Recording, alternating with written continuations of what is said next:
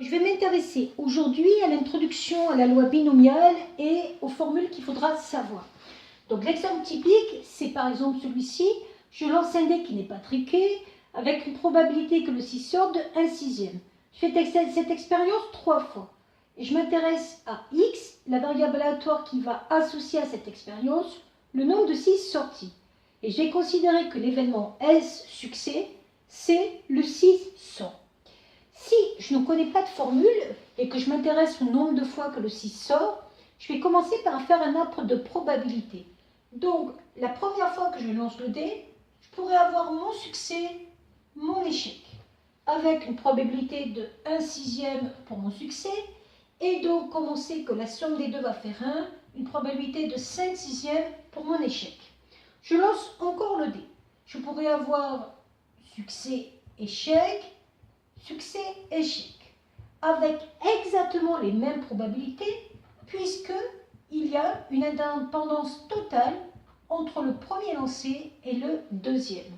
Je lance le dé une troisième fois, succès, échec, et là j'ai toutes les possibilités, succès, échec.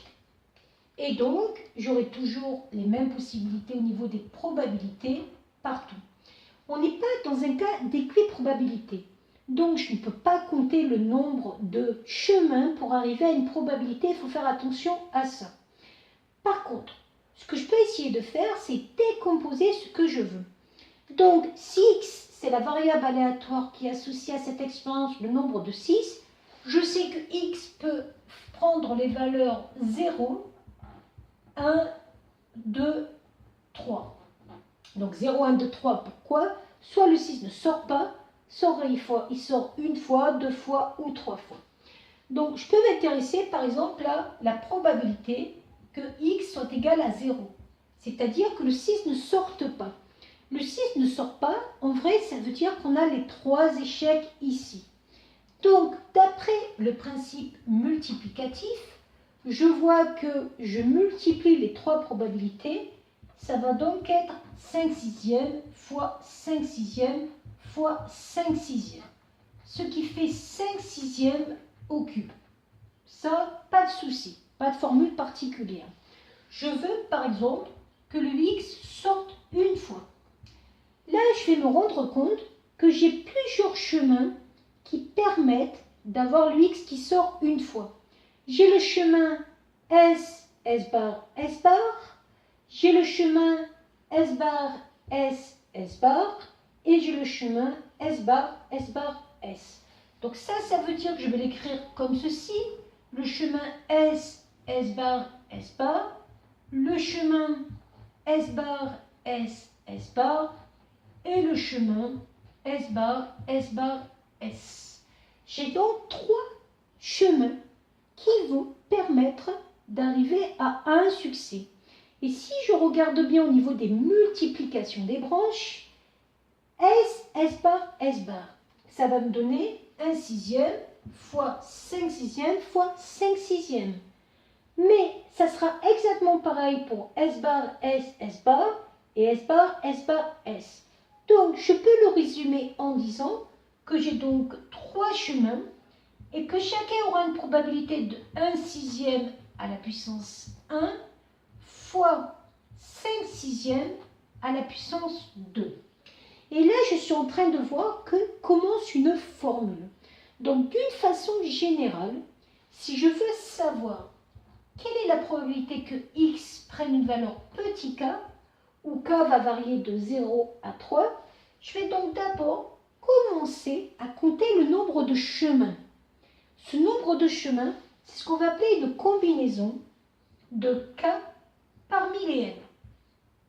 N étant ici égal à 3.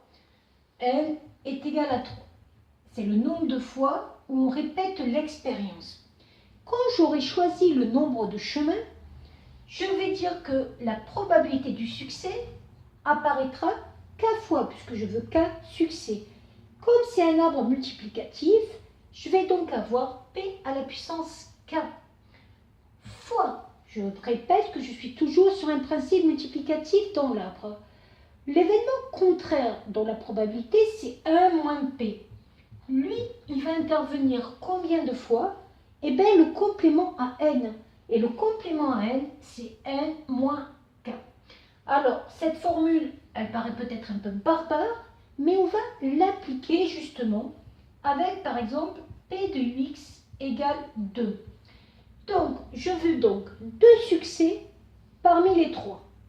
Nombre de fois où j'ai répété l'expérience. Je vais donc écrire que c'est la combinaison de 2 parmi 3. Fois probabilité du succès, c'est-à-dire 1 sixième, à la puissance 2, puisque j'ai 2 succès. Fois 1 moins P, 1 moins 1 sixième, c'est-à-dire 5 sixièmes, à la puissance le complément à 3. Et le complément à 3, c'est bien 3 moins 2.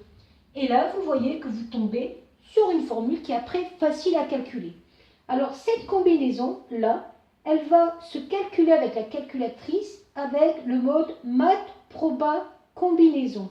C'est-à-dire, vous allez taper 3 math proba combinaison, ce qui est des fois noté NCR 2. Je veux donc le nombre de chemins où il y a 2 succès parmi 3. On peut voir que le nombre de chemins où il y a 2 succès parmi 3, ici c'est SS bar, il y en a un, SS bar S, il y en a 2, S bar SS, il y en a 3. Donc la calculatrice devrait nous dire qu'ici ça fait 3 chemins. Et après, vous avez juste à calculer. Voilà,